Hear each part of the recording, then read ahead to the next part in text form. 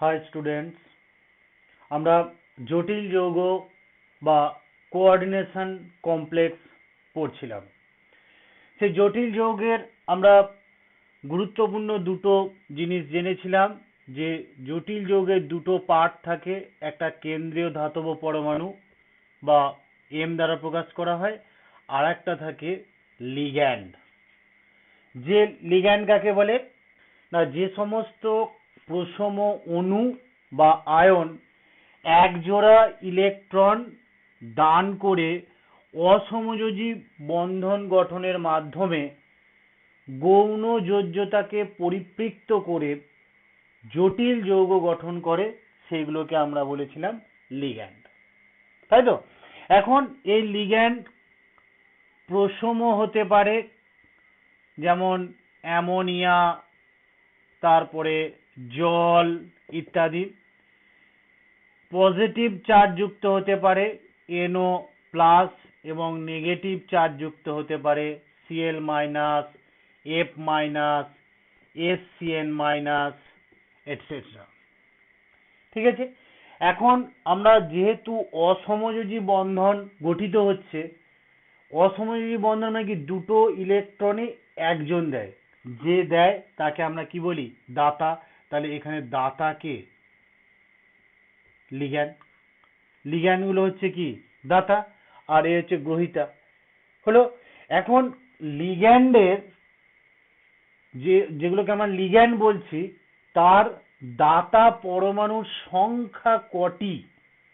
একটা লিগ্যান্ডের একটি বা তার বেশি দাতা ডোনার সেন্টার, যেটাকে আমরা বলি দাতা পরমাণু বা ডোনার সেন্টার থাকতে পারে। এখন কোন লিগ্যান্ডের ওই দাতা পরমাণুর সংখ্যাটাকে বলা হয় ওই লিগ্যান্ডের ডেন্টিসিটি। কি বলা হয়? লিগ্যান্ডের ডেন্টিসিটি।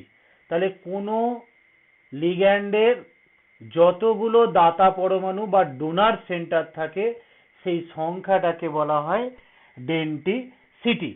এখন দাতা পরমাণুর সংখ্যা 1 হতে পারে, তাদের বলা হয় মনোডেন্টেট।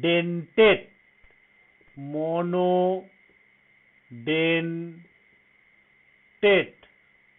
হয়েছে, তাদের বলা হয় মনোডেন্টেট।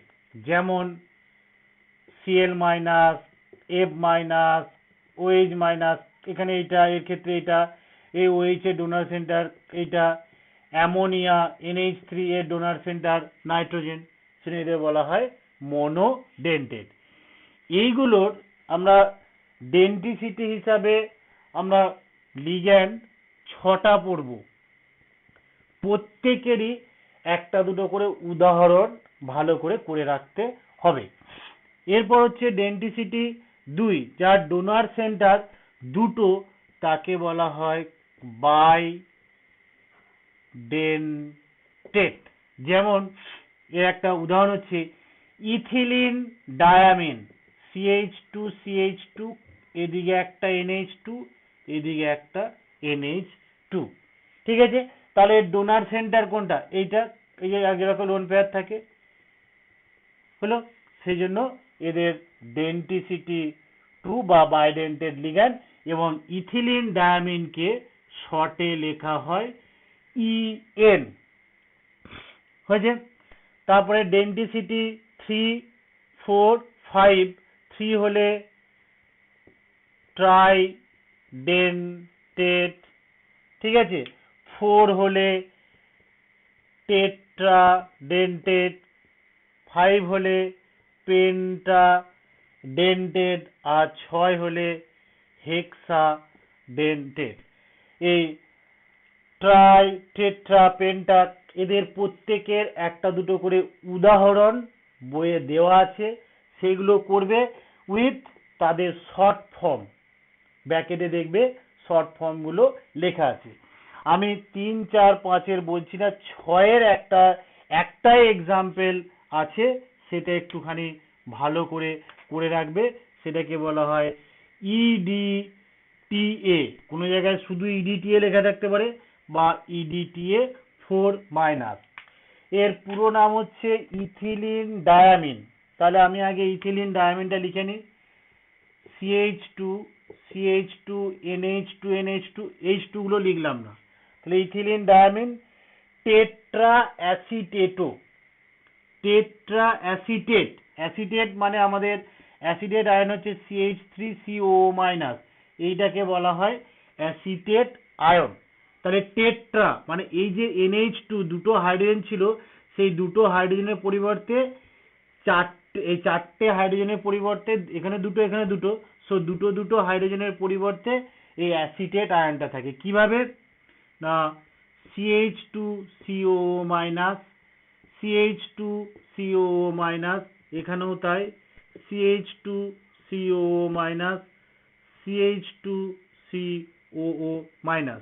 তাহলে এর ডোনার সেন্টার কটা হলো, 1, এ একটা 2, এ একটা 3, 4, 5 এবং 6, সেই জন্য এটাকে বলা হয় হেক্সাডেন্টেট লিগ্যান্ড এবং এর পুরো নাম হচ্ছে ইথিলিন ডায়ামিন টেট্রা অ্যাসিটেটো।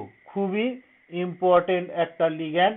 এই লিগ্যান্ডটা আমাদের প্রচুর এর ব্যবহার আছে, বিশেষ করে আমাদের ক্ষর জল আমরা পড়েছি, সেই ক্ষর জলের মধ্যে ক্ষরতার পরিমাণ নির্ণয় করতে এই EDTA-টাকে ব্যবহার করা হয়। হয়েছে, এই গেল আমাদের ডেন্টিসিটি অনুযায়ী বিভিন্ন লিগ্যান্ড। এখন এইগুলো ছাড়াও আমাদের লিগ্যান্ডকে ডেন্টিসিটি ছাড়াও আরো কয়েকটা ভাগে ছোট ছোট পার্ট আছে লিগ্যান্ডের। তার মধ্যে একটা খুবই ইম্পর্ট্যান্ট হচ্ছে অ্যাম্বিডেন্ট, AMBIDENT, অ্যাম্বিডেন্ট লিগ্যান্ড। অ্যাম্বিডেন্ট লিগ্যান্ডটা কি, আমাদের কিছু লিগ্যান্ড আছে যেমন CN, ঠিক আছে, এই CN এর স্ট্রাকচার দু রকমের হয়, C ডবল বন্ড N, এই ট্রিপল ডবল বন্ড এইটা হয়েছে, আবার আরেকটা হচ্ছে C ট্রিপল বন্ড N-, এটাও হতে পারে। অর্থাৎ এই CN যেটা আমরা বলছি, কখনো এই C দিয়ে বন্ড ফর্ম করতে পারে, আবার কখনো N দিয়েও বন্ড ফর্ম করতে পারে। ঠিক আছে, তাহলে যে সমস্ত লিগ্যান্ডের দুটো ডোনার সেন্টার আছে, এটাও ডোনার সেন্টার এটাও ডোনার সেন্টার, কিন্তু বন্ড ফর্ম করার সময় ব্যবহার করবে একটাই, সেগুলোকেই বলা হয় অ্যাম্বিডেন্ট লিগ্যান্ড। যেমন SCN, SCN S দিয়েও বন্ড ফর্ম করতে পারে, আবার NCS N দিয়েও বন্ড ফর্ম করতে পারে। যখন এই CN এর C দিয়ে বন্ড ফর্ম করে সেটাকে বলে সায়ানাইড, N দিয়ে বন্ড ফর্ম করলে আইসোসায়ানাইড। SCN এর S দিয়ে বন্ড ফর্ম করলে থায়োসায়ানেট, আর N দিয়ে বন্ড ফর্ম করলে আইসোথায়োসায়ানেট। এই হচ্ছে অ্যাম্বিডেন্ট লিগ্যান্ড। এই দুটোই বেশি ব্যবহার করা। আর একটা আমাদের অ্যাম্বিডেন্ট লিগ্যান্ড খুবই ব্যবহার করা হয়, সেটা হচ্ছে NO2, N দিয়ে বন্ড ফর্ম হতে পারে, আবার ONO, O দিয়েও বন্ড ফর্ম হতে পারে। এটা নাইট্রো আর এটা কি নাইট্রাইট। ঠিক আছে, এই গেল অ্যাম্বিডেন্ট লিগ্যান্ড। এর পরে যেটা আছে সেটা হচ্ছে চিলেট লিগ্যান্ড। চিলেট লিগ্যান্ড কি না, আমাদের কিছু লিগ্যান্ড আছে তার দেখা যায় যে একের বেশি ডোনার সেন্টার, তাহলে যখন বন্ড ফর্ম করবে, বন্ড ফর্ম করে দেখা যাচ্ছে একটা রিং ফর্ম করে যাচ্ছে।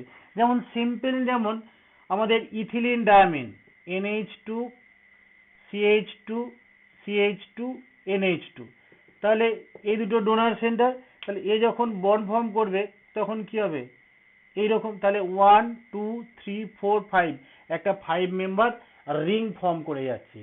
এই সমস্ত, তাহলে যে সমস্ত লিগ্যান্ড ধাতব পরমাণুর সঙ্গে যখন জটিল যৌগ গঠন করে রিং ফর্ম করতে পারে, সেই সমস্ত লিগ্যান্ডগুলোকেই বলা হবে চিলেটিং লিগ্যান্ড।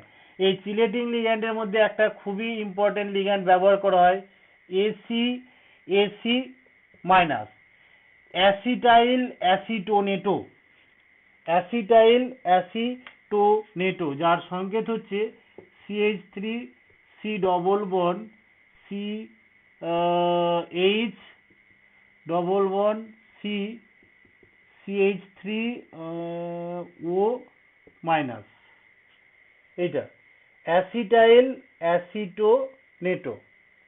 তাহলে এই যখন বন্ড ফর্ম করে এইটা দিয়ে বন্ড ফর্ম করতে পারে আর এইটা দিয়ে, তাহলে কি করছে একটা রিং ফর্ম করে যাচ্ছে, যেটাকে বলা হচ্ছে অ্যাসিটাইল অ্যাসিটোনেটো।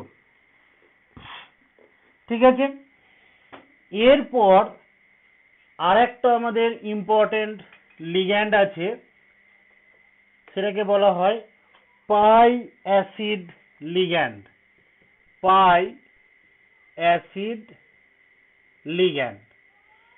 এখন পাই মানে হচ্ছে পাই বন্ড ফর্ম করে, আর অ্যাসিড মানে কি আমরা জানি যারা ইলেকট্রন জোড় গ্রহণ করে তাদের অ্যাসিড বলে। তাহলে কিছু লিগ্যান্ড আছে যারা কি করবে, পাই বন্ড ফর্ম করবে, আবার ইলেকট্রন জোড় গ্রহণ করবে, কার কাছ থেকে, মেটালের কাছ থেকে, সেগুলোকেই বলা হয় কি পাই অ্যাসিড লিগ্যান্ড। যেমন পাই অ্যাসিড লিগ্যান্ডের এক্সাম্পল হচ্ছে কার্বন মনোক্সাইড PR3, আর মানে হচ্ছে অ্যালকিল গ্রুপ। এখানে কার্বন মনোক্সাইডের স্ট্রাকচার যদি আমরা দেখি এইটা, তাহলে এ কি করে, এই দুটো ইলেকট্রন একে দিয়ে দেয়, হলো, তাহলে এটা কি হলো, এই বন্ডটা ফর্ম হলো। এখন এই মেটালের ক্ষেত্রে এর একটা টেন্ডেন্সি আছে, যেহেতু এই যে দুটো ইলেকট্রনই দিয়ে দিল, এই দুটো ইলেকট্রনই কি ছিল, একটা এখনো কার্বনের আউটার সেলটা ছিল 2s2 2p2, তাহলে 2s এ দুটো আর 2p তে দুটো, তাই তো। এখন এই 2p তে যে দুটো অযুগ্ম ছিল সেই দুটো অক্সিজেনের সঙ্গে বন্ড ফর্ম করেছে, আর 2s এ যে দুটো ছিল সেই দুটো এখানে দিয়ে দিয়েছে। এখন এই 2p একটা ফাঁকা আছে, সেই জন্য মেটাল থেকে কি করতে পারে না, ও আবার এক জোড়া ইলেকট্রন নিতে পারে। তাহলে এটা কি, প্রথমে এটা সিগমা, এটা পাই বন্ড ফর্ম করলো, প্লাস ইলেকট্রন জোড় গ্রহণ করলো, মানে এটা অ্যাসিড, সেজন্য কার্বন মনোক্সাইড হচ্ছে একটা পাই অ্যাসিড লিগ্যান্ড। ঠিক আছে, এরপর আমরা একটা ছোট্ট ইম্পর্টেন্ট জিনিস পড়বো, সেটা হচ্ছে যেটা আমরা আগেও পড়েছি, রাসায়নিক বন্ধন মানেই যেটা কেন্দ্রীয় ধাতব পরমাণু বা কেন্দ্রীয় মৌল, সে কি হবে, ইলেকট্রন গ্রহণ বর্জনের মাধ্যমে, অভিলেপনের মাধ্যমে ইত্যাদির মাধ্যমে কি করে, তার নিকটতম নিষ্ক্রিয় মৌলের মতো ইলেকট্রন বিন্যাস লাভ করে, তাই তো। এখন এই জটিল যৌগেও যে কেন্দ্রীয় ধাতব পরমাণু থাকে, সেও কি হয় না, নিকটতম নিষ্ক্রিয় মৌলের মতো ইলেকট্রন বিন্যাস লাভ করে, এবং এর ফলে যতগুলো ইলেকট্রন সে গ্রহণ করে, তার ফলে কি, তার পরমাণু ক্রমাঙ্ক যা ছিল তার থেকে কি বেড়ে যায়, বেড়ে গিয়ে কি হয়, ওই নিকটতম নিষ্ক্রিয় মৌলের মতো চলে আসে। এখন ওই কেন্দ্রীয় ধাতব পরমাণু, কোনো কেন্দ্রীয় ধাতব পরমাণু নিকটতম নিষ্ক্রিয় মৌলের মতো পরমাণু ক্রমাঙ্ক সংখ্যা যেটা লাভ করে, সেই পরমাণু ক্রমাঙ্কটাকেই বলা হয় এফেক্টিভ অ্যাটমিক নাম্বার। কি বলা হয়, effective, EAN, effective atomic number. এখন এই এফেক্টিভ অ্যাটমিক নাম্বার কি করে ক্যালকুলেট করা হয় না, মেটালটার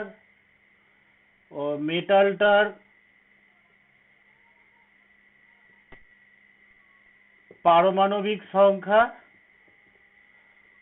মাইনাস তার জারণ সংখ্যা প্লাস 2 ইন্টু লিগ্যান্ডের সংখ্যা। তাহলে মেটাল তার যা পরমাণু ক্রমাঙ্ক ছিল, সে একটা জারণ স্তর বা জারণ সংখ্যা, যেটাকে আমরা বলেছিলাম প্রাইমারি যোজ্যতা বা মুখ্য যোজ্যতা, যার জন্য সে ইলেকট্রন বর্জন করে, সেটাকে বাদ দেবো। আর প্লাস 2 কেন করলাম, কারণ প্রতিটা লিগ্যান্ড দুটো করে ইলেকট্রন দিয়ে অসমযোজী বন্ধন গঠন করে, সেই জন্য 2 ইন্টু লিগ্যান্ডের সংখ্যা। ঠিক আছে, যেমন NiCO হোল 4, তাহলে এখানে নিকেলের EAN কত হবে, নিকেলের 28 28 মাইনাস এখানে নিকেলের জারণ সংখ্যা 0 আর 2 ইন্টু 4, তাহলে 4 দুগুণে 8, কত হবে 36। ঠিক আছে, প্লাটিনাম Cl6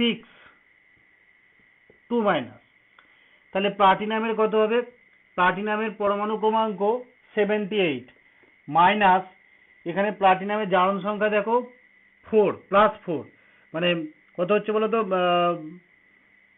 x আর -6 সমান -2, তাহলে x সমান কত +4, তাহলে কত হলো -4 প্লাস 2 ইন্টু 6। ঠিক আছে, তাহলে কত হচ্ছে 7 74 প্লাস 12, তার মানে 86। ঠিক আছে, এইভাবে তোমার বিভিন্ন জটিল যৌগের EAN বা এফেক্টিভ অ্যাটমিক নাম্বার ক্যালকুলেট করতে দিতে পারে। এরপর আমরা যেটা পড়ব, আজকে আর নয়, এর পরের ক্লাসে আমরা খুবই ইম্পর্টেন্ট একটা জিনিস পড়ব, যেটা আমাদের পরীক্ষায় অবশ্যই আসবে, সেটা হচ্ছে জটিল যৌগের IUPAC নোমেনক্লেচার। খুবই ইম্পর্টেন্ট, তার জন্য তোমরা আগে থাকতে যেটা একটু করে রাখবে, সেটা হচ্ছে আমাদের যত লিগ্যান্ড আছে সেই লিগ্যান্ডের নামগুলো একটুখানি দেখবে, বইয়ে ছকের আকারে দেওয়া আছে, সেই পেজটা একটুখানি নোট করে রাখবে। লিগ্যান্ড হলে যেমন আমি 2-1টা বলে দিই, Cl যখন লিগ্যান্ড হবে তখন ওর নাম হবে ক্লোরিডো, আর যখন লিগ্যান্ড হবে না, থার্ড ব্র্যাকেটের বাইরে থাকবে, তখন কি মূলকের কি নাম, ক্লোরাইড। সেজন্য প্রতিটা এই আয়নের লিগ্যান্ড হলে কি নাম হবে আর মূলক হলে কি নাম হবে, সেগুলো এই ছকের আকারে দেওয়া আছে, ওইগুলো একটু দেখে রাখবে। ঠিক আছে, আজকে এ পর্যন্তই। থ্যাংক ইউ, সবাই ভালো থাকবে, আশা করি সবাই ভালো আছো এবং আরো ভালো থাকতে হবে, কারণ আমাদের সামনের যে সময়টা আসছে আরো কিন্তু খারাপ পরিস্থিতির দিকে আমরা যাচ্ছি, কারণ করোনা ভাইরাস যেভাবে ছড়াচ্ছে, সো খুবই চিন্তার বিষয়। সবাই ভালো থাকবে, থ্যাংক ইউ।